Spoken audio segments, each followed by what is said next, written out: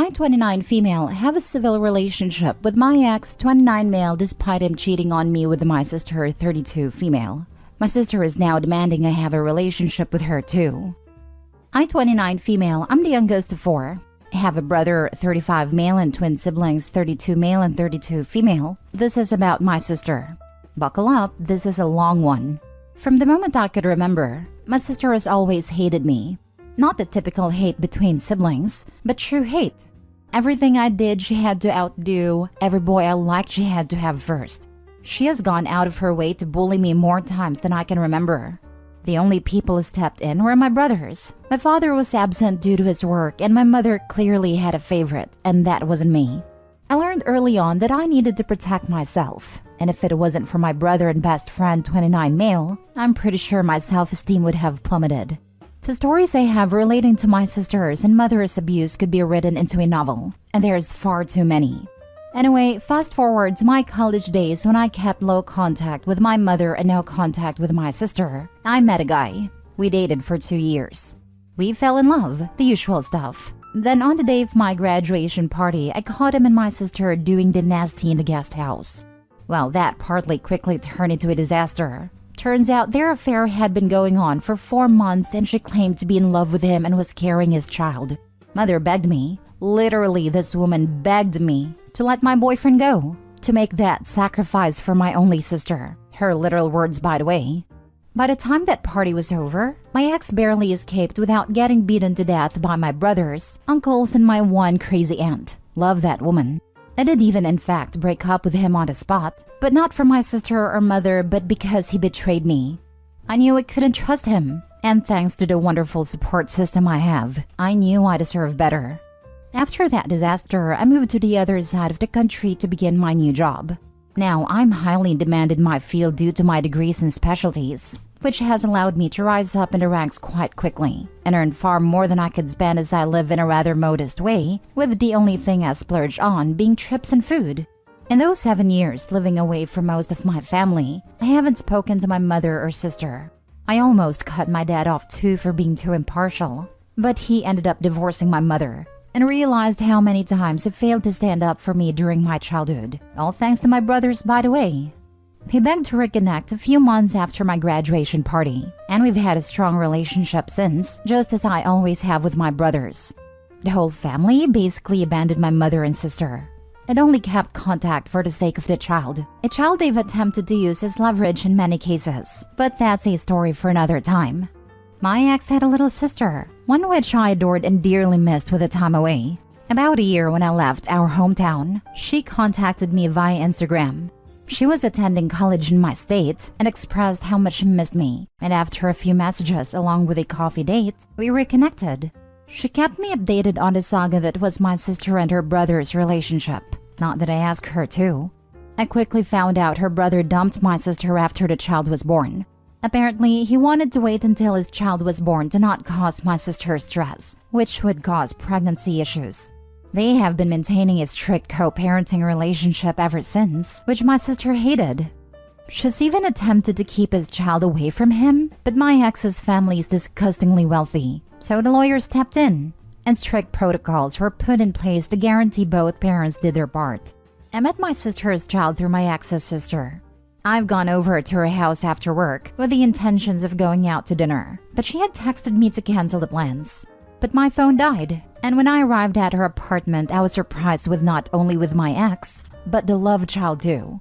And guys, the moment I met her, I simply fell in love. I had seen pictures through my family, but they were nothing compared to the real thing.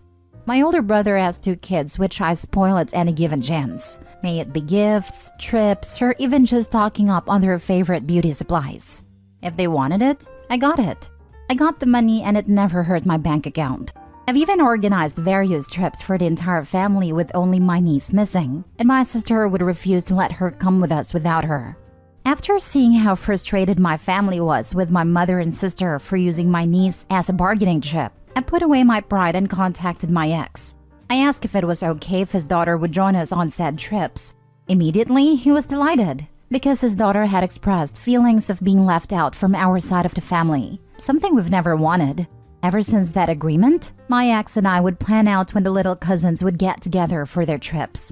Then over the years, our relationship had turned civil. The civil agreement I had with my ex had been kept a secret from my sister. My brothers, along with my father and extended family, agreed it was for the best, as the hatred my sister held for us was hindering her child's happiness. But she recently found out after snooping through a family's Instagram page and seeing her daughter with us on a trip to Disneyland. She confronted us at my brother's house when he was hosting a barbecue. She demanded the same level of respect and forgiveness I gave to my ex, and when I refused, she called me a hypocrite and a-hole. Truth be told, I have forgiven my ex, and my sister too, for everything they've done to me. However, I simply don't want my sister in my life, and my family agrees. They've all had their fair share of drama with her and my mother. They've burned down far too many bridges, and if it wasn't for my niece, they would have been cut off too from the family. I could have been somewhat civil to my sister after the affair. However, unlike my ex, she acted as if I was the affair partner, as if I was the one who stole everything from her. She's never once apologized, took the blame, or even have a little shame. I don't want anything to do with her. I barely want a relationship with my ex, but he understands I'm only doing this for my niece. I don't want her to feel unwanted and unloved, and with her mother being my sister and her grandmother being my mother, she has a very high chance of that. I do, however, want to keep my niece happy, and perhaps her relationship with her mother may do that? Now for the top advice. There is no way, there is never a way to have a healthy relationship with people like your sister. Even trying would just make her get even more demanding, and would start her trying to use her daughter as a weapon to control you the way she did your ex. Honestly, I discussed this with your ex, since he's been the one your arrangement is with, and he also has experience dealing with your sister's BS. Tell him you want to continue your relationship with your niece, but don't want any trouble starting with her mother. So you leave it up to him to decide how to navigate the situation. I've had this discussion with my ex. He's more than happy to keep it going, but I feel as though it will only cause more issues in the future. My family and I have come to an agreement to let this whole thing play out without interferences. As much as we want our niece to feel included in the family, we fear our sister would do something crazy just to prevent that. Nah, your ex has legal rights and a good lawyer. She tries to pull something up, she'll end up losing more stuff. She knows this. OP, your sister is just going to use and manipulate you again, as she has done so much in the past. When your brothers are saying to stay away from her, listen to them since they are closer to everything than you are. You are best off simply going through your ex to see your niece. Your sister is simply toxic. You can tell your sister that you forgave her long ago, but you'll never trust her, and she'll never be your friend. I'm thinking of just keeping my distance. If my niece decides she wants to have a relationship with me when she's 18, then I'll make contact then. I just didn't want her growing up thinking her mother's family didn't love her. It's a crappy feeling, and with the poison her grandmother and mother are definitely feeding to her, I can very well see her hating her cousins and uncles and aunties when she's older. You need to be careful for not letting them turning her like your sister, and do the same stuff to her cousins. The father has his rights and time with his daughter, so when he has her, spend family time with her and don't care about those two crazies. You have the support of all the family, so do it. And if your supposed mother and sister continue to attack you, go through legal actions and they will shut it. I think you need to butt out completely. This is not your child, and you are stepping out of your lane. If your mother did what you were doing, this would be all over just no mother-in-law, with everybody saying your mother was overstepping her lane and she had no rights to that child. Right or wrong, none of you have a right to time with that child. What you are doing is called parental alienation. As for your sister, she is clearly a piece of work. Tell her to get lost, but leave her child alone. Last story. Told my sister she doesn't deserve to be a mother on Mother's Day. I, 19 female, told my sister, 30 female, that she doesn't deserve to be a mother on Mother's Day. My nephew is currently 3 years old, and she barely treats him like a son, but rather an accessory. She's constantly in social media, flaunting her motherhood. She tells people it's so hard to be a single mom, when that's something she absolutely chose for herself.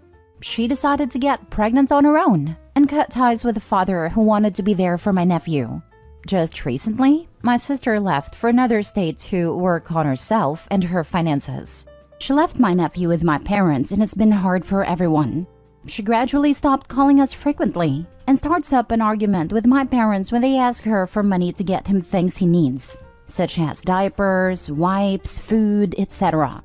She tells them she doesn't need to pay them for those things because that's their grandson. And if she keeps giving them money all the time, then she left his state for no reason because she'll have no money to provide for them when she gets back. It's infuriating. As she does this, she posts on social media about how she's in the best position of her life, how her mental health is improving, and she's living the life as a single mom. She has a bit of a temper when confronted, so I've always held back on giving my opinion. But just before Mother's Day came around, my dad offered to take my nephew to her so she could be with her son. Mind you, she hasn't seen him in around 4 months. My dad asked her for the address and just stopped answering him. I messaged her and asked her where she was, and she replied that she was in a further state than she previously said. It seemed as if she didn't want to get a visit from my dad and her son. When Mother's Day came around, she posted a celebration with her friends at a club. I deserve this. Happy Mother's Day to me. I got fed up with this and told her she didn't deserve to be a mother. I told her that she doesn't deserve to have such a beautiful son, and he's going to absolutely hate her and forget her when he begins to understand why she isn't around. My parents said I was wrong about this. Edit: I'd like to make a few things clear. The father is not in the picture. He met my nephew just once when he was 1. He had the interest to be in his life to create one with my sister, not for the well-being of my nephew. He's just as bad, I believe. My parents definitely do enable her toxic behaviors, which is why this is such a complex case. Although she's 30, she acts like a child. She acts very entitled to my parents' money and help, which has made it easy for her to abandon my nephew to them. My mom loves my nephew like he's her own son, and the reason they got upset with me was because they didn't want me to challenge her to come back. My nephew prefers my mother much more. Their bond is inseparable, and everyone's afraid of her taking him away. They want to get a lawyer involved, and while it may sound like a simple solution, the trauma that comes with it is absolutely terrible for him. They don't want him to feel nothing less than a loved and cherished boy. He's a great boy. He's very loving and sensitive. Although he can't fully understand what's going on, he feels it. He has attachment issues with my mother. It's noticeable he's afraid she'll abandon him too. I hope you said that on her social media account for all her followers to see. I would love nothing more, but she blocked me and everything. Your sister sounds absolutely horrific. Just had a kid, as you said, to have as an accessory. It's disgusting when people do this. I know it's hard for your parents, but I would go to court and get full custody of the boy. That way, whenever your sister does come back, she can't use him anymore. Or if your parents don't want to do that, maybe get the boy's father in the picture, if he still wants to be a father. But I definitely think court needs to be involved. She doesn't even want him to visit her. That's just disgusting. I talked to my dad about this, and they're seriously considering taking custody of my nephew. Since she left, he's been struggling emotionally. He hasn't spoken a word, and although she's not around, she completely protests the idea of therapy. They want the place take him, but they can't do that without her permission apparently.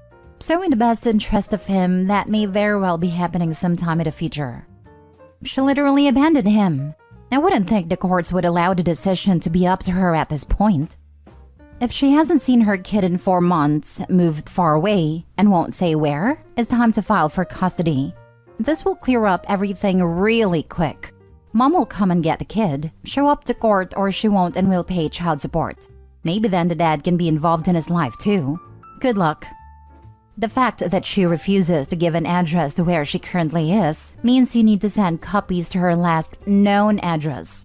This actually works in the petitioner's favor. Parents need to file for emergency custody with all the text messages, any social media posts you all can find, and if there are any Venmos you can. You all cannot even get him medical attention if he becomes sick and needs a doctor. That's the thing. She lived with my parents prior to moving away. As soon as she got pregnant, she moved in and had my parents take care of her financially. She was living off of my parents up until she decided that she needed to get away from here and work for a better life for her and my nephew. Well then, I guess she should have supplied a current address, because if your parents' home is still her only known residence, then the paperwork would be sent there. I would do a cursory search for a name/address based on the states she's claimed to be in, but if nothing comes up, that's her fault. An emergency order is normally done on the day it's filed with the courts. In the address section, your parents can also just write unknown. The court may attempt to call her during the hearing, but if she doesn't pick up, they are not going to waste time waiting more than that day. The order will be temporary, and they can get paperwork to file for more permanent custody while there. Child services may be called in during the emergency custody period to assess an attempt to track down both biological parents. But if y'all don't know who the father is and she refuses to name him, then the decision will be whether to keep him with your parents or your sister, if she even wants him.